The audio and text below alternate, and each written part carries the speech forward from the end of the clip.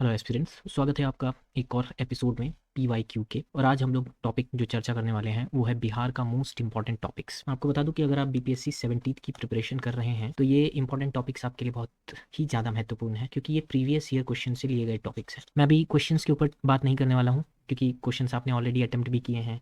हो सकता है कि आप एग्जाम में अपीयर भी हुए होंगे 69th के, तो आपको वो सब आइडिया होगा और इतने दिनों में तो आपने देखा ही होगा। मैं ये टॉपिक इसीलिए बता रहा हूँ क्योंकि अभी जो 17th BPSC का एग्जाम होने वाला है, तो आपके जो लास्ट के 20 डेज बचे हुए हैं ना, इसमें अगर आप ये बिहार की इन टॉपिक्स को भी करके जाएंगे तो मेरे ख्याल से आप इनफ स्कोर कर पाएंगे। देखिए, हम टेलीग्राम चैनल पर एक्टिव हैं। अगर आप BPSC से रिलेटेड कोई भी अपडेट जानना चाहते हैं, रीसेंट अपडेट्स जानना चाहते हैं, और जल्दी उस पर क्लासेस भी मैं अपलोड करने वाला हूँ, तो प्लीज़ हमारे टेलीग्राम से जुड़ जाइए। यूट्यूब पे जो भी इन्फॉर्मेशन आती है या फिर कोई और भी अपडेट अगर देना होगा तो वो हम टेलीग्राम पर ही शेयर कर लिया करेंगे। मैं चाहता हूँ एक अच्छी कम्युनिटी बिल्ड हो, जो भी ऐसे स्टूडेंट्स हैं जो BPSC को लेके थोड़ा सीरियस है और जिन्हें CC एग्ज़ाम हो गया या CDPO हो गया या कोई भी ऐसे एग्ज़ाम को क्रैक करने में थोड़ा बहुत हेल्प चाहिए, तो ये फ्री ऑफ कॉस्ट चैनल है। यहाँ पे आपको बहुत सारे इंपॉर्टेंट अपडेट्स और साथ साथ मटेरियल्स भी मिलेंगे और क्लासेस भी मिलेंगी। अब ये देखिए, एक और इम्पॉर्टेंट बात है जिस पे मैं थोड़ा सा लाइट दे देता हूँ। ऐसे ये हमारे लिए अभी बहुत ही कम इंपॉर्टेंट है, क्योंकि 20 दिन बचा हुआ है, 20 डेज बचा हुआ है। सबसे पहले तो आप ये बात ध्यान रखेंगे कि यूट्यूब पे आप ना घूमना बंद कर दीजिए और डेट के बारे में सोचना बंद कर दीजिए, क्योंकि अब आप याद रखिए, डेट पर जो कोर्ट है, कोर्ट का भी यही जवाब आया है कि हम आगे डेट नहीं बढ़ाने वाले हैं। तो कुछ भी नहीं हो सकता है। अब ये 13 दिसंबर को ही एग्जाम है और ये एमिनेंट है, 13 को ही होगा। अगर बहुत ज़्यादा कुछ बवाल हो गया, अगर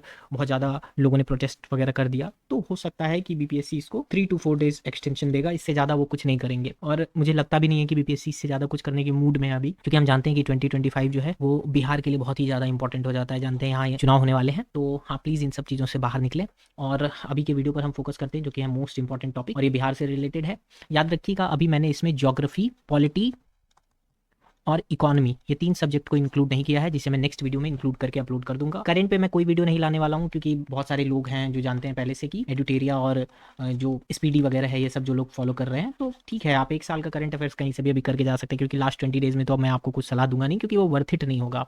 आप ऑलरेडी उसको कर नहीं पाएंगे, बहुत ज़्यादा कंटेंट भी इधर उधर करने से फायदा है नहीं अभी लास्ट के टाइम में। दूसरी इंपॉर्टेंट बात यह है कि मैंने इसलिए आप लोगों को टेलीग्राम ज्वाइन करने का है, क्योंकि आगे मैं न्यूज़पेपर से रिलेटेड करंट अफेयर्स वहाँ पर अपलोड करने वाला हूँ। मे भी हो सकता है वो डेली भी हो या फिर हो सकता है कि वो वीकली भी हो, तो आप वहां जुड़ जाएंगे। इससे आपको फायदा ये होगा कि आप जो न्यूज़पेपर डेली या वीकली करते हैं, उनसे बेहतर आपका करंट अफेयर्स नहीं हो सकता है। ठीक है, न्यूज़पेपर और आर्टिकल्स मोस्ट इंपॉर्टेंट होते हैं किसी भी एग्जाम के लिए, और इसकी महत्वता आपको एग्जाम में आने वाले क्वेश्चन को जब आप आकलन करेंगे और जो लोग न्यूज़पेपर कवर करके जाते हैं उनसे पूछिए कि उनका कितना अच्छा करंट होता है और कितने अच्छे से वो अटेम्प्ट कर पाते हैं। हम आगे बढ़ते हैं अपने वीडियो में। तो देखिए, मैंने अलग अलग सेक्शंस में यहाँ बांट रखा है। जैसे आपने देखा कि यहाँ पर्सनैलिटी, और यहाँ पर न्यूज़पेपर आर्टिकल, यहाँ पर कंपनी और मिसलेनियस, एंशिएंट हिस्ट्री के बारे में, मूवमेंट्स के बारे में, मिडाइवल हिस्ट्री के बारे में, और थोड़ा बहुत बिहार के बारे में। अलग अलग इसलिए मैंने इसको कर दिया है क्योंकि ये सारा बिहार के लिए बहुत ही ज़्यादा इंपॉर्टेंट हो जाता है। खासकर पर्सनालिटीज़ की जहाँ तक मैं बात करने वाला हूँ, तो JP नारायण हो गए, राजेंद्र प्रसाद हो गए, कुंवर सिंह हो गए, गांधी जी हो गए, है ना। गांधी जी का तो चंपारण जानती हैं आप, बहुत ही ज़्यादा फेमस है। और पीर MD मुनीस हो गए, और बतक मियाँ हो गए, बाबा ठाकुरदास हो गए, या सच्चिदानंद सिन्हा हो गए, या श्री कृष्ण सिंह हो गए। तो ये लोग ऐसे कुछ पर्सनालिटीज़ हैं जिनको आपको प्रिपेयर करके जाना ही जाना है। क्योंकि देखिए, बतक मियाँ से 2 बार सवाल आ चुके हैं। हो सकता है पीर मुनीस से अभी तक क्वेश्चन नहीं आया हो, बट चंपारण से रिलेटेड है, आने के चांसेस हैं। कुंवर सिंह से क्वेश्चन आते ही आते हैं, यानी कि ये तो इंपॉर्टेंट है ही है आपका, है ना। राजेंद्र प्रसाद से इंपॉर्टेंट हो जाता है, JP नारायण इंपॉर्टेंट हो जाता है। तो पर्सनैलिटीज़ के बारे में मैं कहूँगा कि अगर इतने पर्सनैलिटी को आप कवर करके जाते हैं तो आपके क्वेश्चन छूटने के चांसेस बहुत ही ज़्यादा कम रहेंगे, क्योंकि ये मोस्ट इंपॉर्टेंट पर्सनैलिटीज़ हैं जिनको बार बार पूछा गया है ना। आइए न्यूज़पेपर आर्टिकल में देखते हैं। देखिए, बिहार से रिलेटेड जो न्यूज़पेपर और आर्टिकल है उसमें बिहार हेराल्ड हो गया, या हुंकार हो गया, सर्च लाइट हो गया, ये सारा न्यूज़पेपर आर्टिकल जो है बहुत ही ज़्यादा इंपॉर्टेंट हो जाता है। याद रखिएगा कि इन न्यूज़पेपर और आर्टिकल्स का रेलेवेंस जो है वो पटना से रहने के कारण ये आपको बहुत ही ज़्यादा इंपॉर्टेंट हो जाता है। पटना में से रिलेटेड मैं एक और चीज़ बता दूँ कि पटना में वुमेंस कॉलेज जो है और वहाँ का जो चर्च है, डच कंपनी जो वहाँ 1632 में जो आपको देखने को मिलती है वो, और ईस्ट इंडिया कंपनी का जो थोड़ा बहुत अप्रोच होता है बंगाल के जरिए वो, तो ये सारी चीज़ें जो है ये भी आपको कवर करके जानी है, क्योंकि ये भी बहुत इंपॉर्टेंट हो जाता है। प्रीवियस ईयर के क्वेश्चन को एनालाइज करेंगे तो आपको पता चलेगा ये सारे टॉपिक्स आए ही आए हैं। अब देखिए, मूवमेंट्स के बारे में अगर हम बात करें, क्योंकि वीडियो को छोटा रखना है इसलिए मैंने इसको शॉर्ट रखा है, लिस्ट बना के रखी है। मूवमेंट्स के बारे में अगर बात करें तो क्विट इंडिया मूवमेंट जो है QIM बहुत ही ज़्यादा इंपॉर्टेंट हो जाता है। बिहार किसान सभा हो गया, सॉल्ट मूवमेंट हो गया यहाँ, फिर किसान सभा हो गया आपका, बख्श मूवमेंट हो गया, या अंबारी सत्याग्रह हो गया, जो कि राहुल सांकृत्यायन के द्वारा जो है हमको देखने को मिलता है ना। ठीक है, तो अभी देखिए ये मूवमेंट्स इसलिए इंपॉर्टेंट हो जाते हैं कि इसमें जो है इंपॉर्टेंट पर्सनैलिटीज का रोल रहा है। इस सारे मूवमेंट को अगर आप कवर करके जा रहे हैं, मतलब आप पर्सनैलिटीज को भी कवर करके जा रहे हैं ना, चीज़ों को रिलेट कीजिए थोड़ा। अगर आप पर्सनैलिटी को उनके मूवमेंट से कनेक्ट कर देते हैं और पर्सनैलिटी को उनको न्यूज़पेपर आर्टिकल से कनेक्ट कर देते हैं, तो आपको चीज़ों को याद रखने में भी आसानी होगी और क्वेश्चंस भी आपके नहीं छूटेंगे। अब आइए देखिए एंशिएंट हिस्ट्री की जब हम लोग बात करते हैं, एंशिएंट हिस्ट्री में इंपॉर्टेंट हो जाता है बुद्धिज्म, जैनिज्म, क्योंकि जानते हैं बुद्धिज्म और जैनिज्म का तो ये मेन हब रहा है। हड़प्पा यहाँ के लिए बहुत ही ज़्यादा इंपॉर्टेंट है। मौर्य और पोस्ट मौर्य इसलिए पढ़ के जाइए क्योंकि मौर्य और पोस्ट मौर्य से पटना का और जो जनपद है खासकर उनका बहुत ही इंपॉर्टेंट रोल रहा है। गुप्ता पीरियड पढ़ के ही जाना चाहिए आपको। पाला डायनेस्टी भी पढ़ लें, और समुद्रगुप्त से पिछले बार भी क्वेश्चंस आए थे समुद्रगुप्त से रिलेटेड, और हर बार ही लगभग आते हैं। तो एंशिएंट में इतने सारे टॉपिक्स को कवर कर लेने से आपका जो है ओवरऑल 60% पार्ट जो है वो कवर हो जाता है। तो ये आप ध्यान में रखें कि एंशिएंट में आपको ये सारे टॉपिक्स जरूर से जरूर करके जाने हैं। देखिए अब हम जब मिडाइवल हिस्ट्री में आते हैं, तो मिडाइवल हिस्ट्री में बहुत ही ज़्यादा हमारा पहले से सटल किया हुआ है कि ये दिल्ली सल्तनत से आएगा ही आएगा, जिसमें स्लेव्स हो गए, जो खिलजी हो गए, तुगलक हो गए, इन सब के बारे में जो है पढ़ना इंपॉर्टेंट होता है। मुगल एरा में अगर हम आते हैं तो अकबर इंपॉर्टेंट हो जाता है, शाहजहां इंपॉर्टेंट हो जाता है, जहांगीर इंपॉर्टेंट हो जाता है, हुमायूं वगैरह उतना नहीं पूछता है, इसलिए मैं रिकमेंड नहीं करता हूँ। विजयनगर साम्राज्य आपको इंपॉर्टेंट है, बहमनी साम्राज्य इंपॉर्टेंट है, ये सब पढ़ लेंगे। और ट्रैवलर्स के बारे में जरूर पढ़ें। याद रखें कि मिडाइवल हिस्ट्रीज में जो भी हमारे किंग्स हुआ करते थे है ना, उनके कोटियर में ये हमेशा ट्रैवलर्स देखने को मिले हैं और बहुत ही ज़्यादा चर्चा में रहे हैं। इनके द्वारा लिखे गए बुक्स वगैरह भी बहुत ही ज़्यादा इंपॉर्टेंट है। तो यानी ट्रैवलर्स और बुक्स वगैरह को जरूर करना है, जिसमें फायान हो गया, हुएनसांग हो गया, ये सब है ना इंपॉर्टेंट पर्सनैलिटी है, ट्रैवलर के लिए इंपॉर्टेंट पर्सनैलिटी है।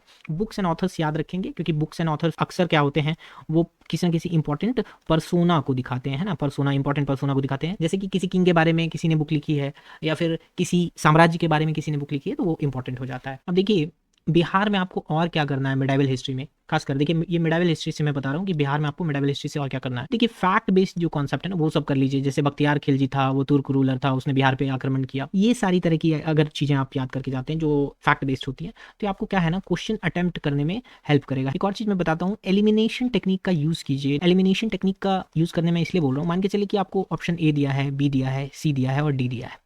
आपको ए आता है, बी नहीं आता है, सी भी नहीं आता है और डी भी नहीं आता है। तो एक ऑप्शन तो आपका वो हो जाता है जिसमें कि एक या एक से ज्यादा या कोई भी नहीं वाला ऑप्शन होता है। एक तो वो हो जाता है कि एक से ज्यादा होगा, एक से ज्यादा होगा, और एक होगा कोई नहीं, इनमें से कोई नहीं वाला ऑप्शन। ये तो डी तो पहले ही हटा दीजिए। बी और सी का रेलेवेंसी देखिए कि क्या क्वेश्चन से आपको थोड़ा भी पता है कि इसकी कोई रेलेवेंसी है, या हो सकता है कि आपको जो ऑप्शंस दिए हों उसमें बी और सी को आपको छांटना आसान हो जाए कि ऑप्शन में बी और सी कहीं पे मैच कर रहा है कि नहीं। अगर नहीं कर रहा है तो आप एक के साथ चले जाएंगे। इस तरीके से एलिमिनेशन टेक्निक लगाने से क्या होगा कि मोस्टली जो फैक्ट्स हैं आपके वो आपको याद रहेंगे और आपको वहां पे कोई भी दिक्कत नहीं होने वाली है। तो मैं उम्मीद करता हूँ कि आपको ये वीडियो जो है वो हेल्पफुल रहेगा, और आप प्लीज़ हमारे टेलीग्राम चैनल से ज़रूर जुड़ें।